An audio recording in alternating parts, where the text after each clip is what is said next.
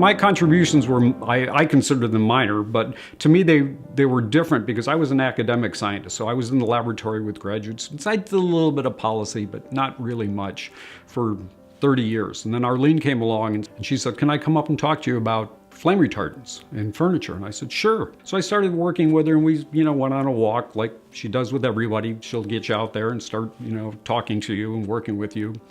And so we started looking at this, and not just me, but a lot of other people, and building up evidence that the flame retardants really didn't do a lot of good.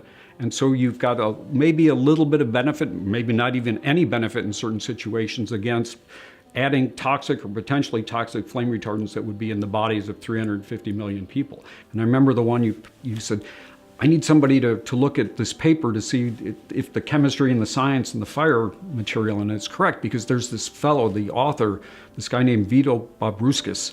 He wrote this, and it says it's 15 times more escape time when you have these flame retardants in the furniture, and it's widely quoted. And so we had a little conversation, and Arlene and Vito sort of got along and realized that he wasn't the enemy. He wasn't on the other side, and he was a reasonable engineer and scientist. And there were a lot of people in the fire area and combustion who were really reluctant to talk about this information for a variety of reasons. But it was really good. That was sort of the start of our building up a core of real hardcore scientists, academic type scientists that could work in this field.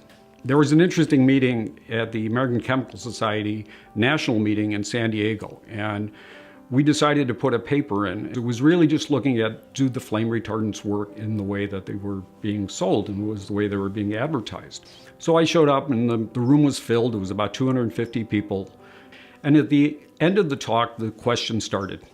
And there was a fellow, Marcelo Hersler, who's been the opposite side. He's a representative of the flame retardant industry, stood up and he said, "That's not what Vito thinks." And I sort of didn't know how to respond, because being an academic scientist, you go to these meetings all the time and people disagree, but it's always friendly. You never really get personally attacked or debased in any way. And he was just like, he was shaking almost. He says, "Why did he, he didn't say that. He doesn't mean that." And I stopped and I said, "Well, he's a co-author on the paper. I ran the slides by him. I ran the talk by him. This is what he says. This is what we think we agree on." And he said, "Somebody must have paid him a lot of money to change his mind." And I felt like my mouth was dropping because I had never heard of a question like that at a scientific meeting. So I really didn't know how to respond. So it was a very interesting meeting, and unlike any other meeting I've been to before. And this is where I learned how difficult it is to work with Arlene and Green Science Policy Institute in this field, because there's something very personal that being attacked personally is very different than most scientists are used to. And I think that's why a lot of scientists shy away from it. Working with Arlene and Green Science Policy Institute has been very important to me.